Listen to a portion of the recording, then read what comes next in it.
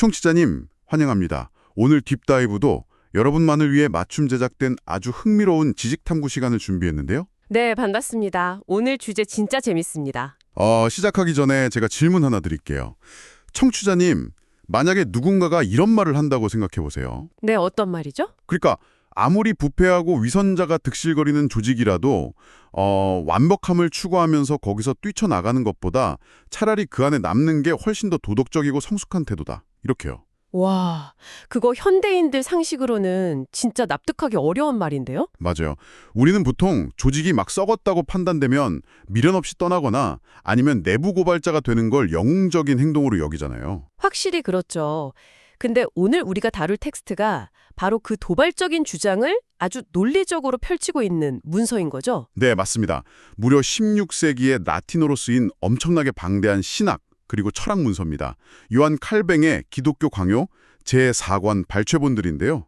자료를 보면 아주 빼곡합니다. 네네, 라틴어 원문에 깨알 같은 각주들까지 언뜻 보면 그냥 박물관, 유리관 너머로 봐야 할 것 같은 먼지 쌓인 옛날 문서처럼 보이거든요. 약간 보기만 해도 머리 아픈 그런 비주얼이긴 하죠. 네, 근데 막상 이 이면을 들여다보면요. 시대를 초월해서 인간 사회의 거대한 시스템이 어떻게 작동하고 왜 타락하는지, 그리고 우리는 그 안에서 어떤 태도를 취해야 하는지를 진짜 날카롭게 해부하고 있습니다. 자, 그럼 이 복잡한 문서를 하나씩 좀 풀어볼까요? 오케이, let's unpack this. 좋습니다. 오늘 탐구할 핵심 미션은 이 텍스트가 말하는 외부적 수단, 그러니까 라틴어로는 데 엑스테르니스 메디오스라고 하는데요. 이 개념을 파헤치는 겁니다. 그 외부적 수단이라는 게 구체적으로 뭘 말하는 건가요? 불완전한 인간을 돕기 위해서 신이 설계했다고 주장하는 눈에 보이는 어떤 제도, 상징, 그리고 국가 권력 같은 것들입니다. 아, 단순히 종교 텍스트를 넘어가는군요. 맞아요. 인간 사회에 왜 그런 거대한 제도가 생겨났는지 통찰해 볼 수 있는 거죠. 그럼 가장 중요한 첫 번째 논점부터 들어가 보죠. 그 거대한 틀, 바로 기관의 필요성에 대한 이야기인데요. 네, 이 텍스트를 관통하는 아주 핵심적인 전제가 하나 있습니다. 바로 인간은 무지하고 연약하다는 뼈아픈 인식에서 출발하거든요. 인간은 무지하다. 네. 문서 앞부분을 보면 인간의 무지함과 게으름, 루디타스 노스트라 에트 세그니티에스라고 표현하는데요. 그러니까 인간은 스스로의 의지나 내면적 깨달음만으로는 절대적 진리에 도달할 수가 없다는 겁니다. 혼자선 무리다 이거죠. 네네. 그래서 눈에 보이는 현실적인 뼈대, 즉 외부적인 보조장치가 반드시 필요하다는 게 저자의 주장입니다. 자료 맨 앞부분을 보면요. 이 거대한 제도를 향해서 아주 강렬한 비유를 씁니다. 제도를 가리켜서 모든 경건한 사들의 어머니라고 부르거든요.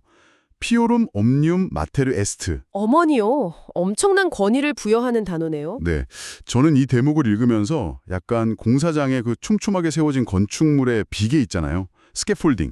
아, 건축물 외벽에 설치하는 그 철골 구조물 말씀이시죠? 맞아요. 그러니까 거대한 건물이 제 모습을 갖추고 스스로 딱 설 수 있을 때까지 밖에서 무너지지 않게 꽉 잡아주는 구조물 말입니다. 우리 인간의 무지함 때문에 그런 외부 보조장치가 어머니처럼 필요하다는 거잖아요. 오, 비계라는 비유 진짜 좋네요. 이걸 좀 더 큰 그림과 연결해 보자면요. 텍스트 저자는 머릿속으로 그리는 이상적인 보이지 않는 세계랑 우리가 두 발을 딛고 살아가는 현실의 불완전한 제도를 철저하게 분리하고 있어요. 이상과 현실을 나눈다. 네, 이상은 완벽할지 모르지만 현실의 인간은 끊임없이 흔들리잖아요.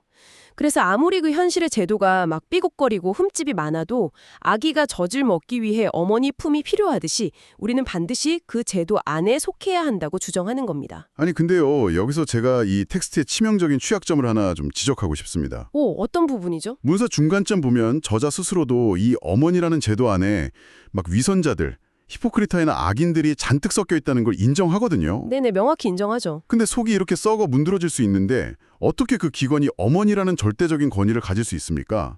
부패한 기관에 순종하라는 건 그냥 논리적인 모순 아닌가요? 바로 그 지점이 이 텍스트가 수백 년 동안 진짜 치열한 논쟁의 중심에 섰던 이유입니다. 아, 옛날 사람들도 똑같이 느꼈군요. 당연하죠. 자료를 보면 당시 교회의 절대적 순수성을 주장하면서 제도를 이탈했던 역사적인 분리주의 그룹들이 등장합니다.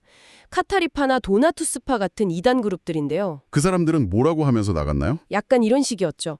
제도에 부패한 악인이 섞여 있다면 우리는 이 더러운 제도를 버리고 우리끼리 완벽하고 순수한 공동체를 만들겠다. 이러면서 밖으로 나가버린 겁니다. 솔직히 논리적인 명분만 따지면 그 사람들 말이 훨씬 더 합리적으로 들리거든요.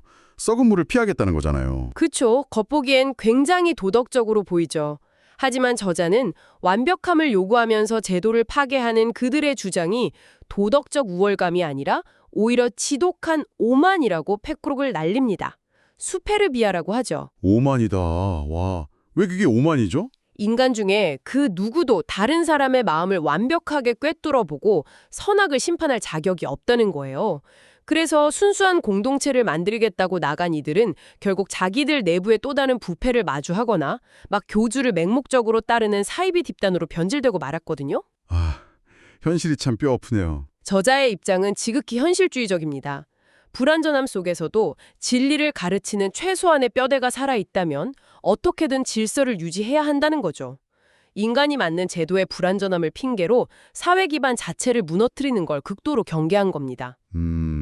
완벽주의가 오히려 오만일 수 있다는 통찰은 진짜 생각할 거리를 많이 주네요.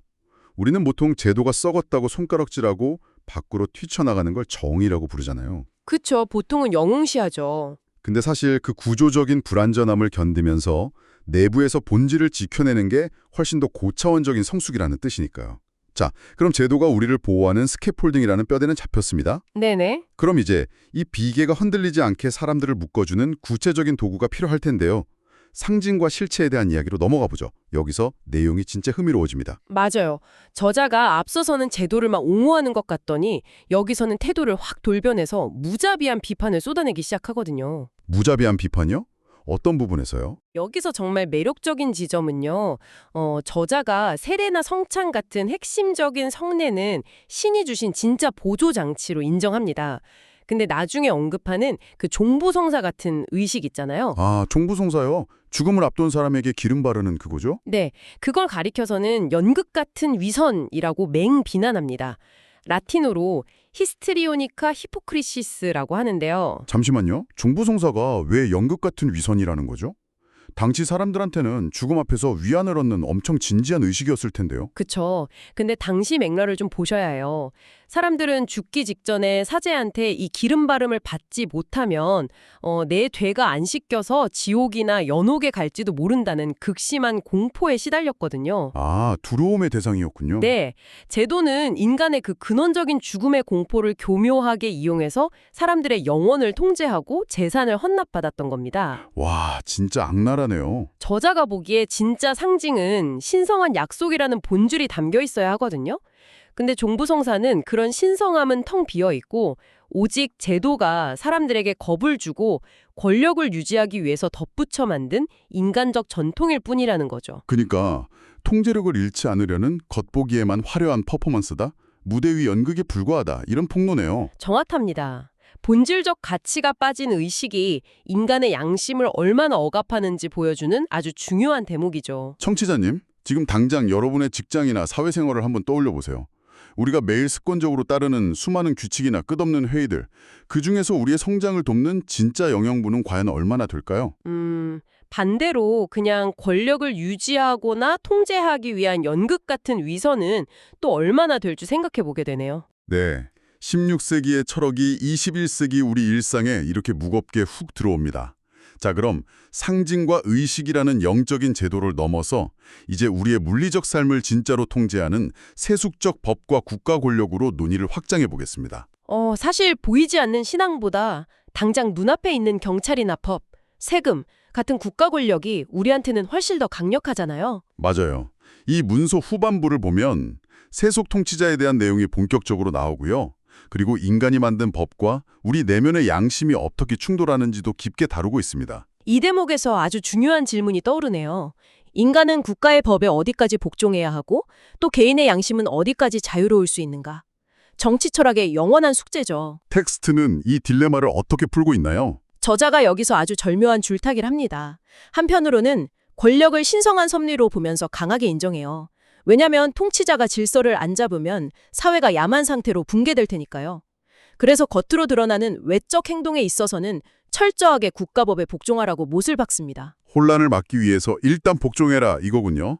근데 그렇게 겉으로만 복종하라고 하면 우리 내면의 양심은 어떻게 되는 건가요? 거기가 바로 저자가 그어놓은 강력한 방어선입니다.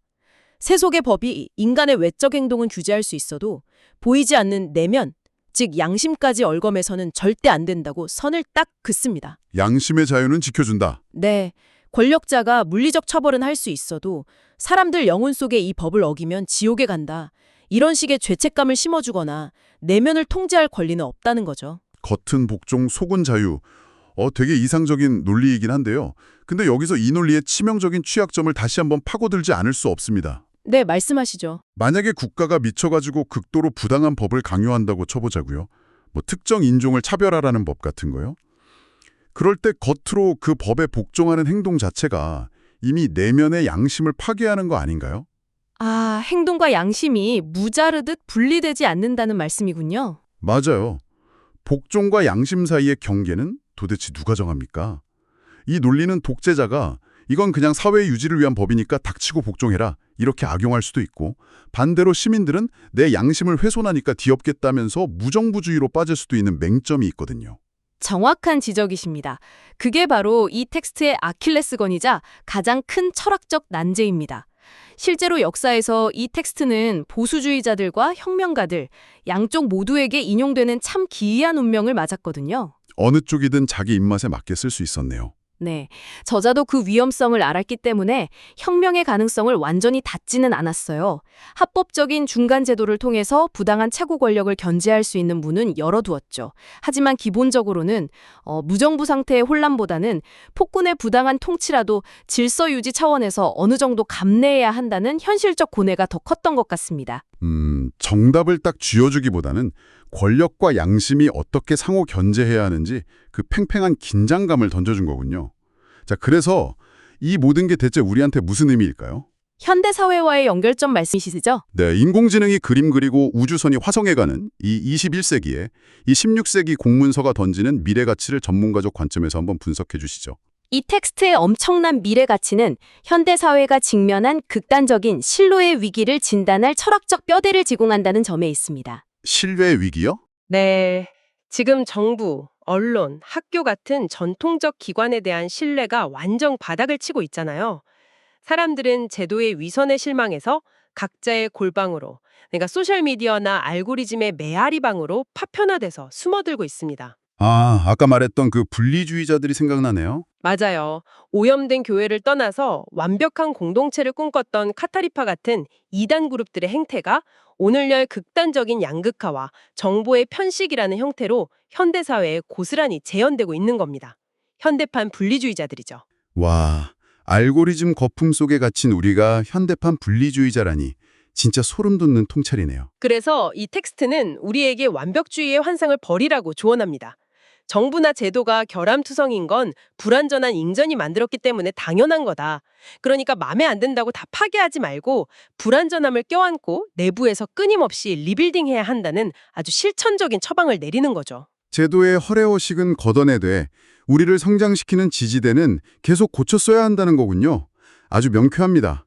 그럼 오늘 이 방대한 내용에서 우리가 건져 올린 핵심을 기억하기 쉽게 딱 3가지로 다시 정리해 보겠습니다. 네, 정리해 주시죠. 첫째, 인간은 연약하기 때문에 우리를 지탱해 줄 제도라는 외부적 보조장치가 반드시 필요하다. 둘째, 제도의 규칙이나 상징은 본질적 약속을 담아야 하며 통제를 위한 위선의 연극이 되어선 안 된다. 그리고 셋째는 사회 질서를 위한 국가 권력은 존중하되 그것이 결코 개인의 내면적 양심을 침해할 수는 없다겠네요. 완벽합니다. 그럼 마지막으로 이 전체 논의를 관통하는 가장 중요한 결론을 3문장으로 요약해 주실 수 있을까요? 좋습니다. 불완전한 존재인 우리는 스스로의 한계를 극복하기 위해 제도와 질서라는 외부 보조장치에 기대어 살 수밖에 없습니다. 그러나 그 제도가 본질을 잃고 권력욕으로 타락할 때 그것은 개인의 양심을 파괴하는 억압기제로 변질됩니다. 결국 성숙한 인간의 사명이란 제도의 불완전함을 껴안으면서도 내면의 자유를 억압하는 거짓된 위선과는 끊임없이 투쟁하는 것입니다. 불완전함은 꾀한데 껍데기뿐인 위선과는 타협 없이 투쟁하라. 정말 묵직한 여운이 남네요. 청취자님, 오늘 딥다이브의 여정은 여기까지입니다. 하지만 여러분이 일상으로 돌아가시기 전에 도발적인 질문을 하나 던지고 싶습니다. 오, 어떤 질문이죠? 16세기 사람들에게 어머니로 불렸던 강력한 외부적 수단이 종교나 국가였다면 21세기를 사는 우리를 통제하고 양육하는 수단은 과연 무엇일까요? 어쩌면 우리의 취향을 주입하고 가이드라인을 제시하는 스마트폰 속 알고리즘과 소셜미디어 플랫폼들 아닐까요? 와, 디지털 시대의 새로운 제도이자 어머니가 될 수 있겠네요. 네, 청취자님, 지금 여러분의 생각과 양심을 주조하고 있는 그 디지털 시대의 어머니는 과연 여러분을 성장시키는 튼튼한 비계입니까? 아니면 맞춤형 추천이라는 교묘한 위선의 연극으로 여러분을 억압하고 있습니까? 정말 깊게 고민해봐야 할 문제네요. 그 화려한 알고리즘이 나를 올려주고 있는지 아니면 데이터의 노예로 가두고 있는지 말이죠. 맞습니다. 오늘 딥다이브가 여러분의 일상에 작은 파장을 일으켰길 바라면서 저희는 다음 시간에 또 다른 흥미로운 지식과 함께 돌아오겠습니다. 함께 해주셔서 감사합니다. 감사합니다.